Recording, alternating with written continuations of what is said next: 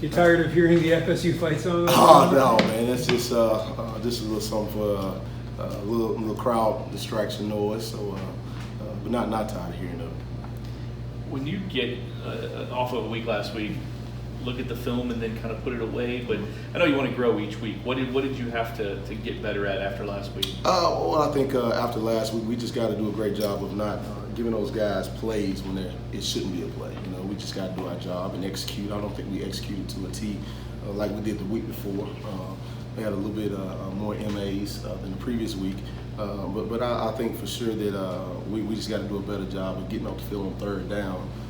You know, not having penalties or PI or roughing the passer, you know, or the targeting foul. You know, so those things kept drives alive and kept those guys' momentum going. But I thought we did a great job of stopping the run. Passing game was a little bit disappointing in some of the areas, you know, that we most definitely have to get better at. But overall, anytime you get a win, that's a plus. Right, when you look at Cam Akers on the film, probably one of the better running backs in the country. What do you see about him that makes him so talented? He's just explosive with his stature. You know, you look at a guy that's very, very built, has a thick lower body. He's from the state of Mississippi, number one. I just have to bring that up. But a really good football player that knows how to play the game and plays the game the right way. And he's very, very powerful and shifty as well. So he does a good job blocking. He's just a great all-around back, and we look forward to competing against him this weekend. Justin's quarterback's had a pretty good year, but when you look at ways to kind of slow them down, does it start with slowing down Cam? Anytime you're playing against, no matter what offense it is, whether it's EKU, whether it's you know, West Kentucky, whether it's Notre Dame, or whether it's these guys coming up, you always have to stop the run. That's the first and foremost thing.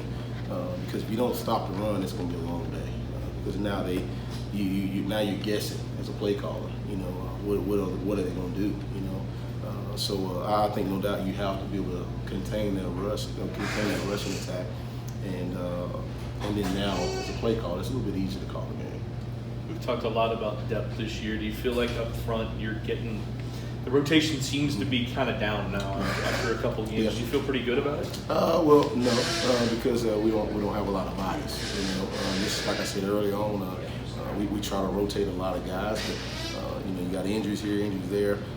But right now, the depth is not where we need it to be, and that's going to be an issue, you know, for the next couple of years until we get that right. To be able to have our depth, especially up front. So we no doubt are trying our best to rotate a lot of guys up front, but the depth is still not where we want it to be. Anthony Johnson's we had a big game against Western Kentucky. Have you seen him improving as the season goes on, or is this the numbers just catching up to how he's been performing? Well, he has improved. No doubt he's improved, you know, since fall camp for sure. And, you know, it's just a battle between all those guys. You know, you've seen different starting lineups besides CJ being the starting corner in all three games. That other guy on the other side is not just solidified just yet. So it's a work in progress, and we're just trying to figure out who's going to practice the best this week, and whoever practice best will be the guy to start. You mentioned CJ seems to be kind of one of your better tacklers in the secondary. How important are those corners going to be in terms of when you talk about stopping the run? How important are they? Well, they're going to be very important to be able to, you know, those RPOs. You know, and anytime we're there and we have a run-stopping defense called, when those guys are running the vertical stops, and quick slants, and things of that nature, it's very critical for those guys to tackle one-on-one. You know, and to be able to do that, to get those guys down so we can play another down, will be very critical this game. Sometimes DBs get a bad rep for tackling. Obviously, do you feel like they've impressed you in terms of the way they tackle? They've done a lot better.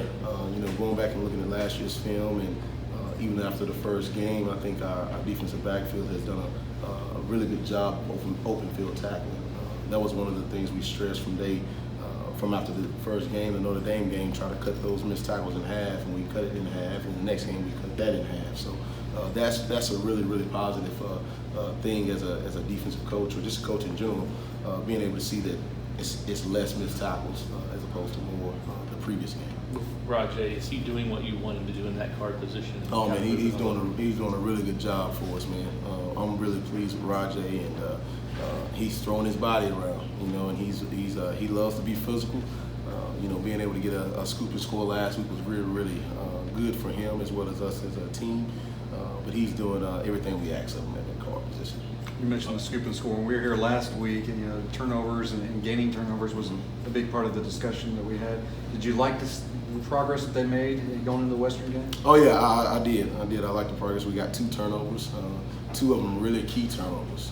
You get a scoop and score right before halftime, and then you get they actually completed it, and it would have been the first down, and AJ stripped it. So that was a big turnover as well.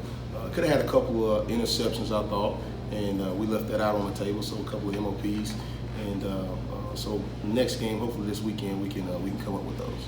Amani after the game mentioned that the defensive line watch the film specifically on the specific offensive linemen they're going against, to kind of see their weaknesses and strengths. How much do you feel like that helps in the way they're performing up front as well? I think that's really key for those guys up front.